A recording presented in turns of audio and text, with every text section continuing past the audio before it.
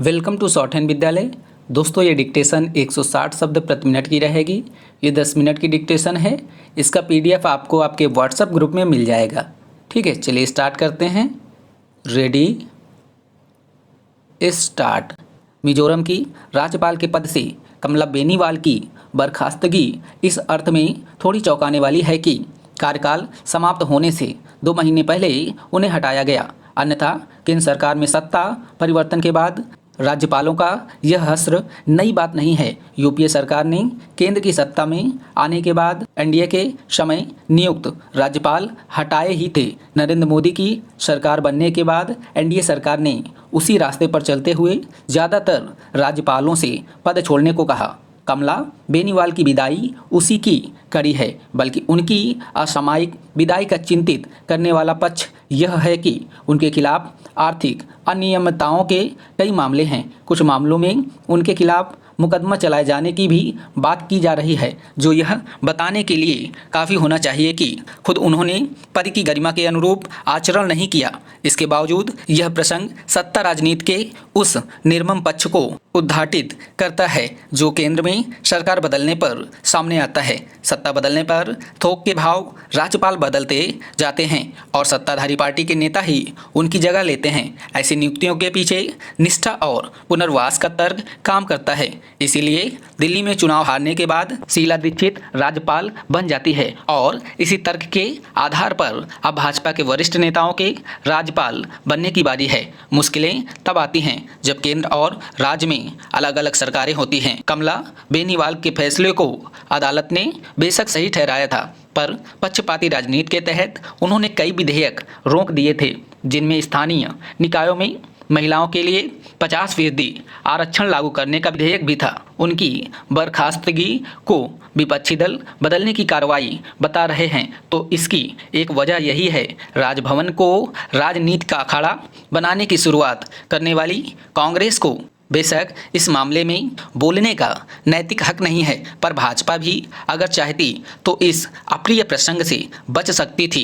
दुनिया भर में किताबों के जरिए सत्ता राजनीति से जुड़े पर्दाफाश उचित या सुविधाजनक समय पर ही किए जाने का चलन है। इसीलिए कांग्रेस के पराभव के दौर में संजय बारू और पीसी पारेख की पुस्तकों की श्रृंखला में नटवर सिंह की किताब का आना आश्चर्यजनक नहीं है। फर्क सिर्फ यह है कि शुरुआती 2 किताबों में पूर्व प्रधानमंत्री मनमोहन सिंह को निशाना बनाया गया था, जबकि अपनी किताब में नटवर सिंह ने सोनिया गांधी की धज्जियां उड़ाई हैं और ऐसा करके खुद के साथ हुए अपमान का पूरा बदला चुका लिया है। यह पुस्तक अगर एक राजनीतिक पार्टी के तौर पर कांग्रेस की कमियों को बताती है और उसके उत्तरोत्तर पराभव की वजहों का विश्लेषण करती तो निसंदेह इसका महत्व होता। नटवर सिंह ऐसा कर सकते थे क्योंकि वह बौद्धिक हैं, गांधी परिवार के नज़दीकी रह चुके हैं और आधुनिक भारत व वैश्विक राजनीति को भी बहुत करीब से देख चुके हैं।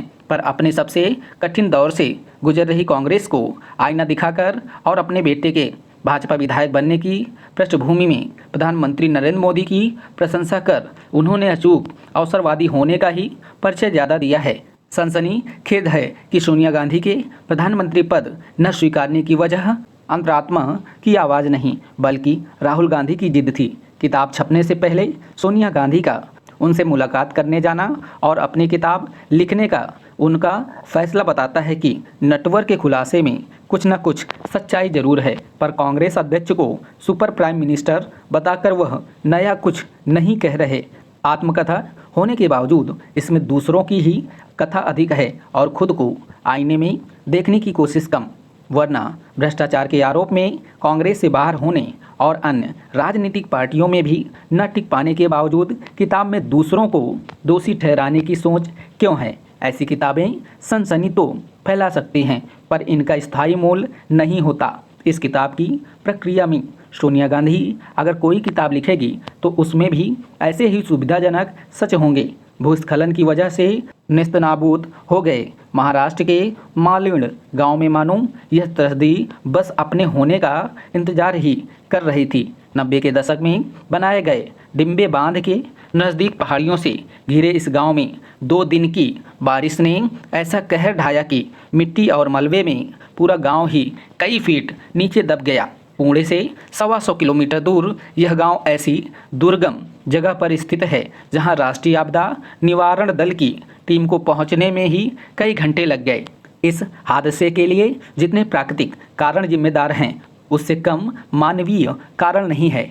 पर्यावरण विशेषज्ञों का कहना है कि खेती के लिए ज़मीन को समतल करने के लिए यहाँ पेड़ों की अनाधुंध कटाई की गई है, जिससे ज़मीन पोली हो गई है। लिहाजा थोड़ी सी बारिश में ही यहाँ भूस्खलन का खतरा बना रहता है। यह विडंबना ही है कि आदिवासी बहुल इस गांव के अधिकांश लोग पहले ही डिम्भे बांध की वजह से विस्थापन की पीड़ा भोग चुके हैं और अब उन पर यह हादसा कहर बनकर टूटा है। वास्तव में इस हादसे ने एक बार फिर विकास की हमारी अवधारणा पर सोचने को मजबूर किया है, जिसका खामियाजा अक्सर वंचित और आदिवासी तबके को ही उठाना पड़ता है। इसके साथ ही ऐसा भी लगता है कि पिछले वर्ष उत्तराखंड में आई भयावह प्राकृतिक आपदा के बावजूद न तो नीतियों में और न ही नीयत में कोई बड़ा फर्क आया है। उत्तराखंड की तबाही के पीछे भी वनों की अंधाधुंध कटाई, बांध और धड़ल्ले से हो रहे निर्माण ही जिम्मेदार हैं। पिछले वर्ष की तबाही से अभी राज्य पूरी तरह उबर भी नहीं पाया है कि बारिश और भूस्खलन की मार झेलनी पड़ रही है। निश्चय ही आपदा प्रबंधन की स्थिति में पहले से काफ़ी सुधार हुआ है, जैसा कि उत्तराखंड में भी देखा गया और अभी पुणे के पास हुए हादसे में भी देखा जा सकता है, जहां 400 से अधिक जवान जुटे हुए हैं। मगर मालिन की घटना के बाद भारतीय भूगर्भ सर्वेक्षण के विशेषज्ञों ने डिम्भे बांध के आसपास 5 किलोमीटर के दायरे में बसे गांव में भी भूस्खलन की आशंका जताई है। जाहिर है, मालिन गांव में राहत और बचाव कार्य के साथ ही इन गांव के लोगों के पुनर्वास के बारे में भी सोचने की ज़रूरत है। जब केंद्रीय मंत्री नितिन गडकरी खुद कह रहे हैं कि उनके घर में जासूसी कराने के उपकरण नहीं पाए गए हैं, तब विपक्ष के हमले का बहुत औचित्य नहीं दिखता। संसद में गृह मंत्री राजनाथ सिंह के बयान को भी कदाचित इसी संदर्भ में देखा जाना चाहिए। इसके बावजूद एनडीए सरकार इस मुद्दे को जिस तरह खारिज करने की कोशिश कर रही है, वह बहुत आश्वस्त नहीं करता। यह संभव है कि नितिन गडकरी की जासूसी नहीं की गई हो, पर इस मुद्दे पर चर्चा से ही कतराकर सरकार आखिर क्या साबित कर रही है, यह खुलासा किसी बाहरी व्यक्ति ने नहीं बल्कि भाजपा के सुब्रमण्यम स्वामी ने न सिर्फ किया है, बल्कि वह अब भी इस पर मजबूती से टिके हुए हैं। इसके बावजूद भाजपा इस मुद्दे पर कुछ बोलने से कन्नी काट रही है। इस प्रसंग ने दरअसल भारतीय राजनीति के उस विद्रूप को ही फिर बेनकाब किया है कि सत्ता में आने और विपक्ष में होने पर तर्क और नैतिकता की कसौटी किस तरह बदल जाती है। यूपीए सरकार में वित्त और रक्षा मंत्रालय की जासूसी करने के आरोप जब सामने आए थे, तब विपक्षी पार्टी के तौर पर भाजपा ने संसद में सरकार को ठीक उसी तरह घेरने की कोशिश की थी जैसी अब कांग्रेस कर रही है, और बचाव में जो तर्क तब मनमोहन सिंह सरकार ने दिए थे, वही अब नरेंद्र मोदी की सरकार दे रही है। पर आरोप और बचाव की इस पूरी राजनीति में बड़ा मुद्दा अनुत्तरित है। कांग्रेस का कहना है कि मंत्रियों पर नज़र रखने के लिए गुजरात में जो तरीका इस्तेमाल किया जाता है, यह उसी का केंद्र में विस्तार है, जबकि सुब्रमण्यम स्वामी इस कथित जासूसी के पीछे पिछली यूपीए सरकार का हाथ बता रहे हैं। यूपीए सरकार के समय ही अमेरिका द्वारा भारत की जासूसी करवाने का मामला सामने आया था और तब भाजपा ने इस पर कड़ा रुख अपनाया था। ऐसे में जासूसी से जुड़े कांग्रेस के ताज़ा आरोप पर भाजपा को तो संसद में मुखर होना चाहिए था। इसके बजाय एनडीए सरकार की चुप्पी से संदेह गाढ़ा ही होता है कि वह इस मामले पर गंभीरता जताकर अमेरिका से अपना रिश्ता खराब करने का जोखिम नहीं उठाना चाहिए। तब तो और नहीं, जब अमेरिकी विदेश मंत्री भारत आए हैं और हमारे प्रधानमंत्री की बहुप्रतीक्षित वाशिंगटन यात्रा से पहले दोनों देशों के बीच गर्मजोशी भरे रिश्ते की शुरुआत हो चुकी है।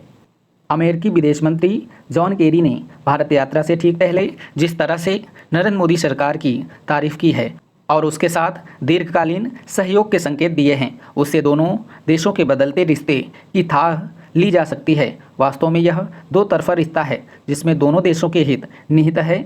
यूपीए सरकार के पहले कार्यकाल में असैन्य परमाणु समझौते के ऐलान के समय दोनों देशों का जो रिश्ता परवान चढ़ा था उसमें पिछले कुछ वर्षों के दौरान एक तरह का ठंडापन आ गया था। अब ऐसा लगता है कि नई सरकार के साथ अमेरिका अपने रिश्ते में फिर से गर्माहट लाना चाहता है। उसकी ओर से दिखाया जा रहा उत्साह इसलिए भी ध्यान खींचता है क्योंकि गुजरात दंगों के बाद से अमेरिका के दरवाजे नरेंद्र मोदी के लिए बंद हो गए थे। स्टॉप।